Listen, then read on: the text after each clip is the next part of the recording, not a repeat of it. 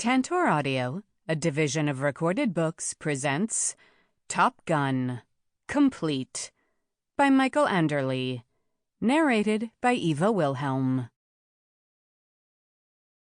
Chapter 1. Mia wanted to punch a wall. She'd kept her frustration in check, doing her best not to scream at Ito, who was up to her elbows in parts and tools in the engine room. The entire experience pushed Mia to the limits of her self-control. Ito flipped up the visor on her welding mask and frowned at Mia. "Standing around staring at me isn't going to make this happen any faster. My estimate hasn't changed since yesterday. 3 or 4 days at the most, and we'll be ready to go." "We weren't supposed to be here this long," Mia countered. "It's been a month. We're not in the fringe. This place is an independent underworld station, but that doesn't mean the KCAP military can't find it, or a bounty hunter looking for his retirement money. Things look worse than last week, and we were still swapping out hull plates then." Complaining doesn't change physics. Cursing doesn't change physics. Crying doesn't change physics. Ito slapped her visor back down. "Bonding fatigue is a problem when there are drive calibration issues. It's a sneaky thing you won't find until you get close and check with careful attention. From what I see, we were lucky we didn't get ripped apart during our last slide. Getting away from Cordell meant compromising on short-term versus long-term maintenance. That's what happens when a single ship tries to take on a fleet by itself." Her jaw clenched. Mia turned away from Ito to hide her face. There was no point yelling about repairs. A less thorough engineer wouldn't have caught the problem. Despite Debbie 2's integration with many of the Erinyes systems, there were limits to internal diagnostics. It always came down to a human engineer inspecting key parts to ensure they weren't flying in a metal coffin. An engineer who was thorough and found serious problems should be praised by her captain. "It was never my plan to take on the fleet," Mia muttered. Ito scoffed and picked up her tool. A bright white flame erupted from the front. "To make this clear, sticking on armor plates is about the easiest repair job." She ran her flame over a joint. Sparks erupted in a mesmerizing display. "Just because I'm an engineer doesn't mean I can work miracles. You should be happy we lucked into the parts we needed for the side space drive repairs on this heap of a station, and they haven't needed too many mods." She shrugged. "I can rush this if you want. We'll die the next time we try to enter side space, but it won't take as long to get going. I hope you have a plan for taking down the protocol from the afterlife. You're stubborn enough that I wouldn't put it past you. Haunt those bastards until they commit suicide, Mia. You can do it." "The repair time frame is fine." Mia sighed. She scrubbed a hand down her face. "You're right. We got hit damned hard during that last battle. You're a miracle worker for getting us this far. Sorry about my outburst." "I'm glad you understand," Ito grumbled. She nodded toward the door. "I don't need thanks. I need you to get out and stop distracting me. Get off the ship. You haven't left it in 2 weeks. I'm sorry I put the sim systems as the last priority on the repair list, but you agreed." "Yes, I did, and you made the right call. I'll let you get back to it." Mia headed toward the door. She'd done her best to help with the repair labor over the past months. Her limited repair skill set mostly focused on smaller ships. There wasn't much she could do to help Ito at this point other than stop annoying her by offering unrealistic critiques. She strolled through the passageways of the Erinyes on her way to a side hatch and a ladder leading to the station docking bay holding the ship. She'd wanted the fighter bay doors closed as much as possible. Her flight's fighters and the SHKs were too famous in the KCAP after the events on Cordell and the doctored news footage that placed the blame for the terrorist attack on Mia's crew. They didn't need a greedy merc wandering by and thinking he lucked into the greatest score of his life. There was another problem bothering Mia. Ito was wrong to tell her to leave the ship. The safety risk wasn't the issue, but a change of venue wouldn't accomplish much in dealing with the toxic combination of boredom and frustration plaguing Mia. She stopped at a storage locker to get coveralls, a hat, and a nanospray pre-programmed by Debbie 2. The spray subtly altered her facial features. It didn't last long, and it wouldn't pass a serious inspection, let alone genetic analysis, but it served as a basic disguise for a woman wanted by half the galaxy for evil terrorism. Of all people, Ryoko suggested the idea after Paul commented on somebody staring at him in a bar when they first arrived. The team had spent a day worried and ready for an attack. None came, and Paul never saw the suspicious man again. They'd decided then they needed a strategy when leaving the ship. Everyone vetoed Mia's idea of not going out until they'd fixed everything. The only crew members allowed to leave the ship without using a disguise were John Jr., his father, and Ito. Mia wasn't sure how much the conspiracy knew about her complete crew, but they'd restricted bounties to the pilots and given no official indication they recognized the full scope of Mia's team. Charlie volunteered to stay aboard. A nanospray couldn't do much to disguise him. Slipping into coveralls, Mia considered the implications of the news reports and bounty situation. The problem was that she might never know if the enemy knew John Sr. and his son were aboard her ship, or if they didn't want them targeted as part of a plan for recovery and service to the protocol. Ito's support role and fringe citizenship had kept her clear of any negative attention. That proved Ito's loyalty to the mission.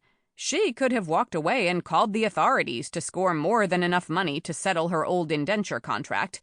She'd risked her life time and again to help stop a conspiracy and protect a galaxy that had treated her as a glorified slave. Unlike Mia, hers wasn't a personal crusade for revenge. Mia scrubbed her face before sighing and applying nanospray all over her neck and face. She'd apologize again later for harassing the engineer. She pulled a datapad out of her pocket and set it in the locker. She didn't want Debbie, too, tagging along. Sometimes a woman needed to be alone with her anger and not have an AI telling her to calm down. She left the ship in a haze, the opposite of her hyperfocus. Mia had maintained scheduled recovery comas since her arrival at the station. However, she had refused to invoke her ability, concerned that she'd be down for days again and the team would be ambushed during that time. The hallways and junctions of the station passed in a blur. Everything was poorly lit, as if the station manager was afraid bright lights inside would somehow be spotted by the K-Cap Navy light years away. The flow of people through the station wasn't much more impressive. Everyone looked dangerous and needy at the same time, with worn clothing and old equipment.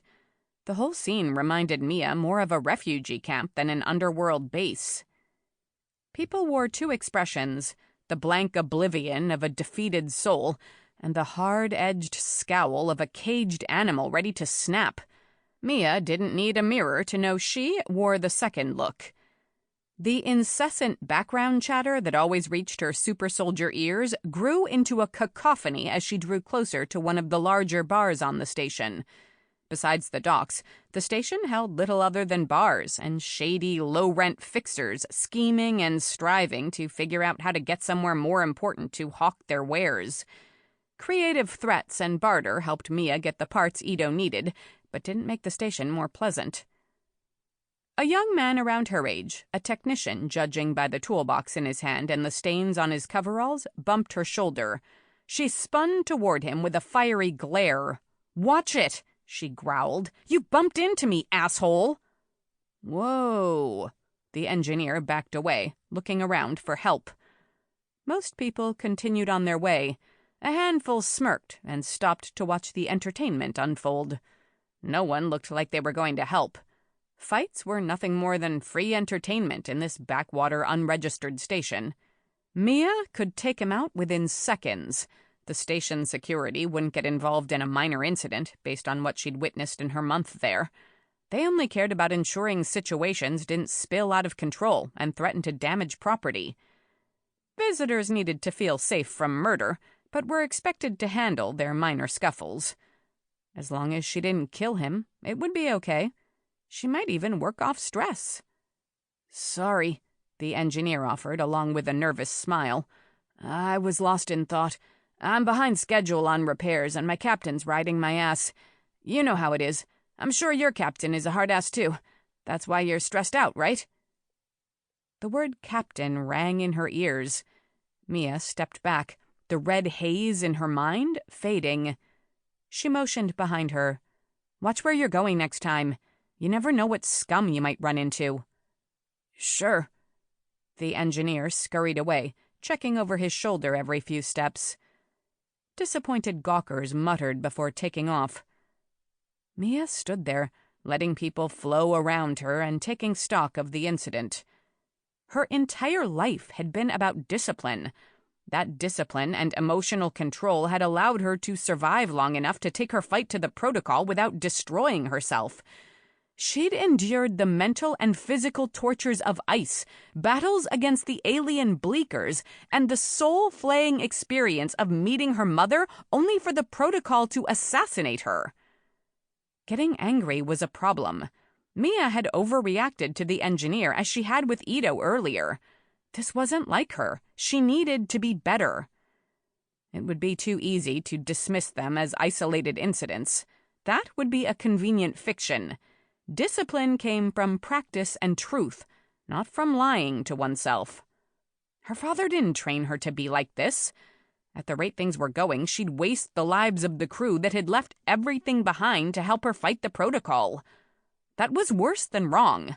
It was pathetic. Mia stomped through the passageway as her heart rate kicked up. Her father didn't train her to be undisciplined and emotional. What would he think of her acting like this? She slowed. Her father hadn't finished her training because he'd been assassinated by Reapers working for the protocol. He didn't die in a random brawl with a technician on an unregistered station. Her father's death swirled in her thoughts.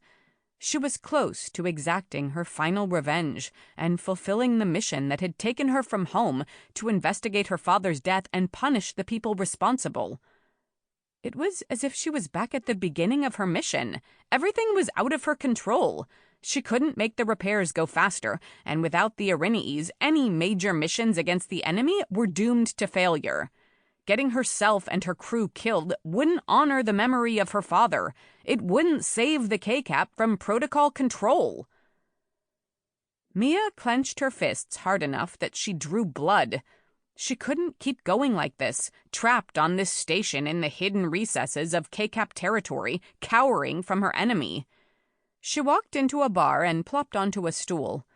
There was nothing she could do about her situation, but there was an option when it came to her mind, the source of all her pain. A stasis coma would be preferable, but they didn't last long, and she'd tried and failed to chain more than one together. It was time to seek an older form of comfort, one that humanity had perfected long before they'd left their ancient homeworld. She'd ease her pain. Mia gestured at a bottle of dark liquor as the bartender turned to her. "I don't care what it is. Just give me the whole bottle." She squinted. "No. Give me 2 bottles."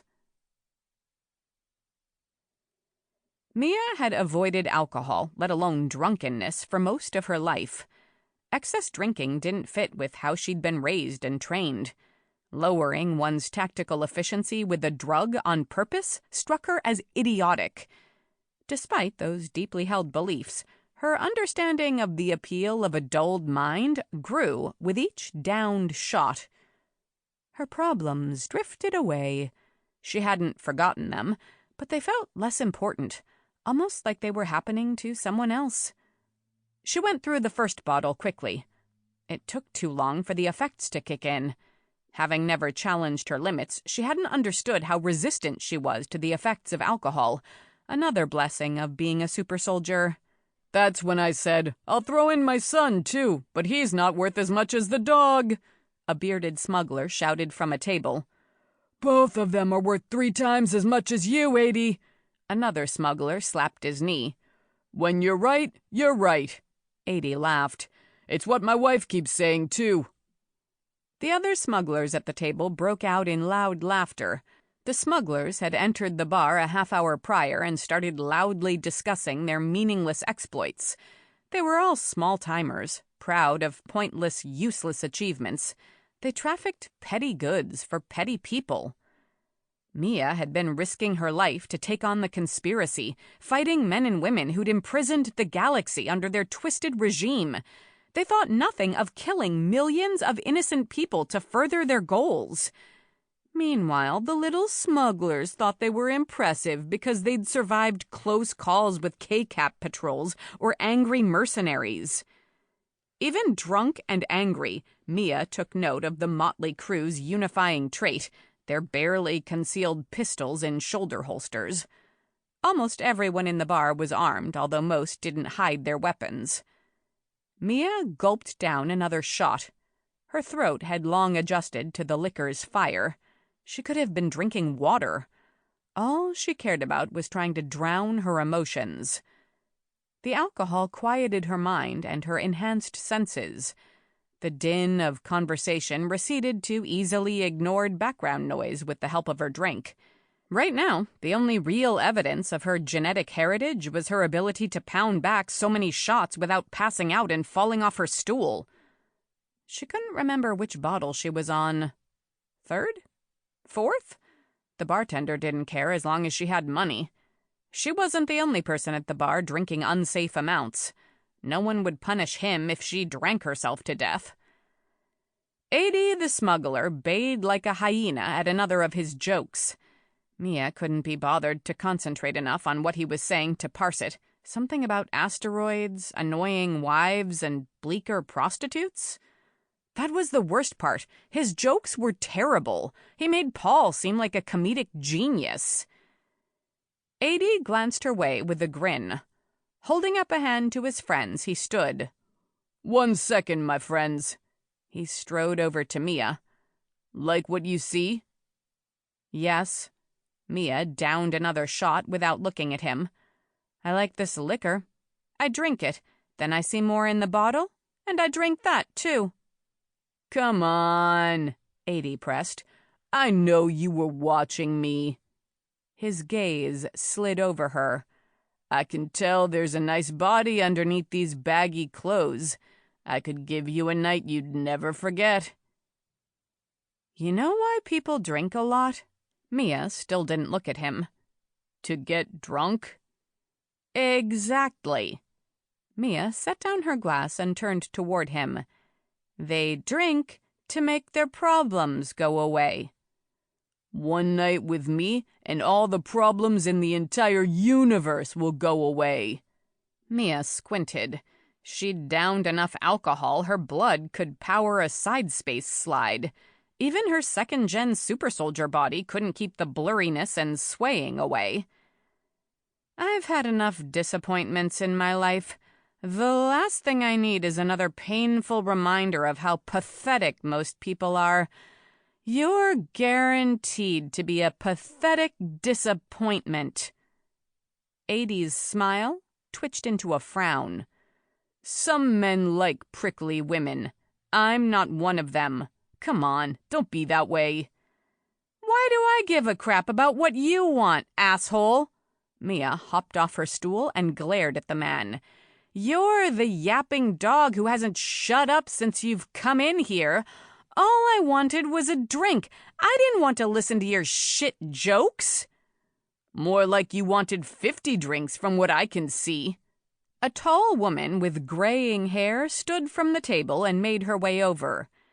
"Adi, back off. You were wrong. She's not into you. Leave it alone. Let's go back to the table." "Nah."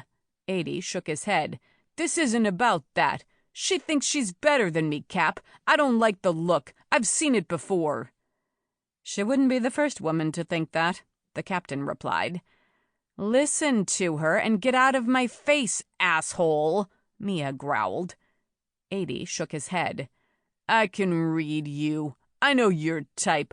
I've met your type." He leaned closer.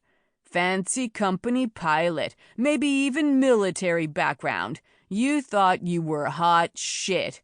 Something happened, an accident probably. Someone got hurt, so you got kicked out. You fell on hard times. Next thing you know, you have to slum with the smugglers and outlaws, but you think you're better than us, even though we have no illusions about what we are." "Leave it, Adi," his captain warned. "We don't need this." "If she's here, she's like us," Adi insisted. "She's trying to keep her head down and away from the law. Yet, there's something there in those eyes. She thinks I'm a piece of trash, that I'm not good enough to share a bed with?" The captain put her arm in front of 80. "I need my second in good shape for our next run. Don't start something because you're drunk, horny, and frustrated. There are other women on this station." This would have been the perfect moment for Mia to shut up, turn back for another drink, and endure. A few more days aboard the station meant they could take up the hunt against the Protocol. Getting involved with smugglers offered no useful benefits, monetary gain, or intel that would aid her primary mission. There was no value in engaging him at all. Mia chuckled. "You're good enough to share a bed with?" She spat at 80's feet. "You're not good enough to share the galaxy with, you maggot." The captain shook her head. "You're not helping. You're no better than him. My crew isn't bottom-dwelling scum. If that's the best you can do, what does that say about you?" The other smugglers at the table stood, exchanging harsh looks and nods. One man crackled his knuckles. 80 stomped forward. The captain held him back. "No," the captain insisted. "We're not doing this again. We have a job coming up. We can't run a job with people healing up." "You're acting like this bitch is going to hurt me," 80 snarled. The captain frowned at Mia.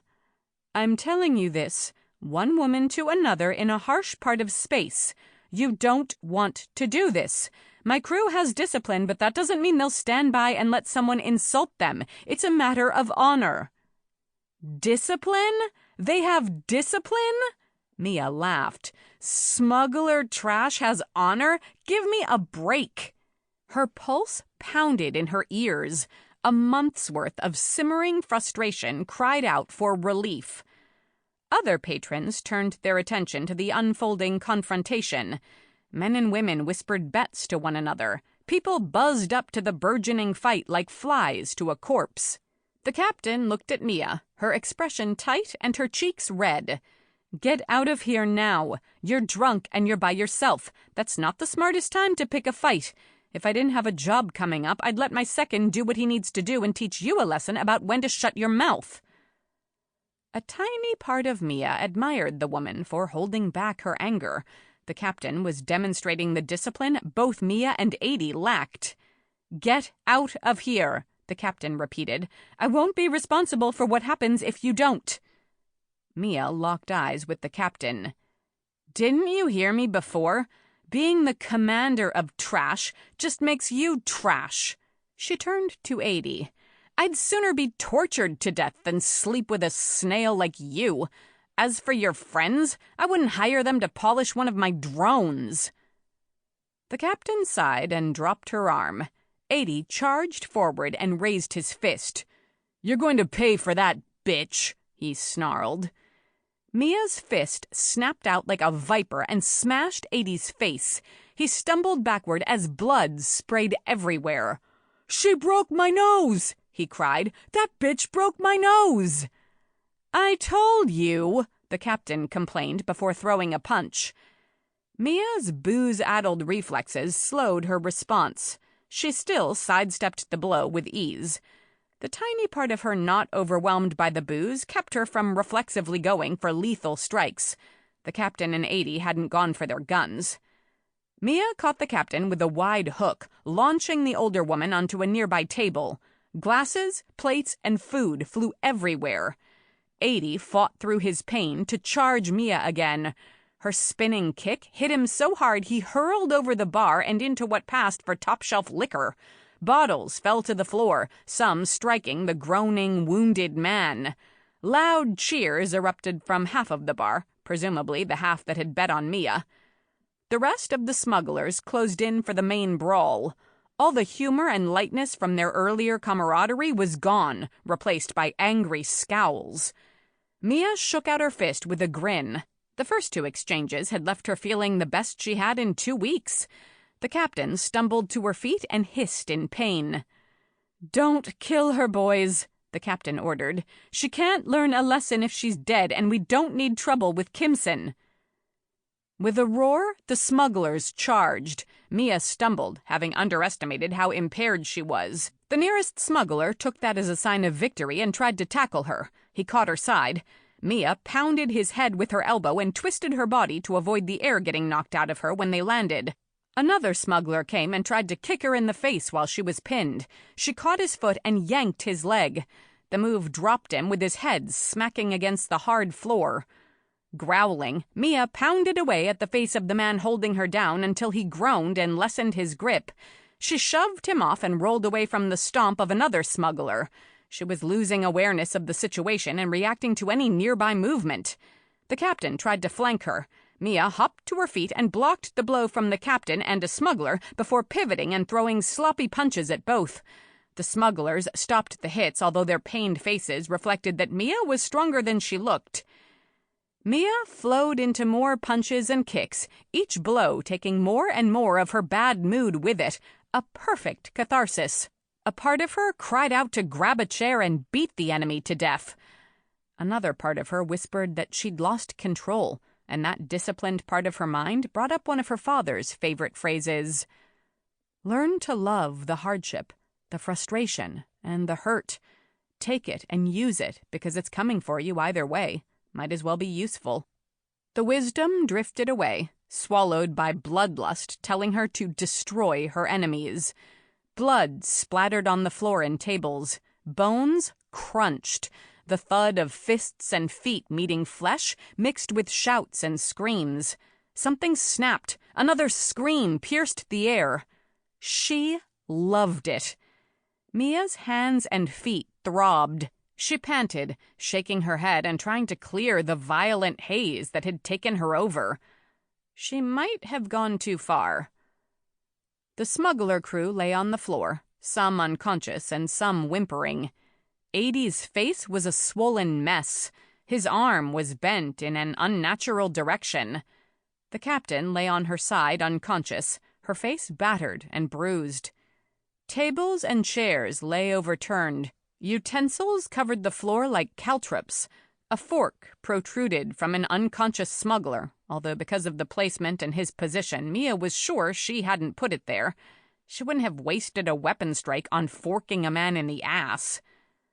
A smuggler tried to drag himself toward the entrance.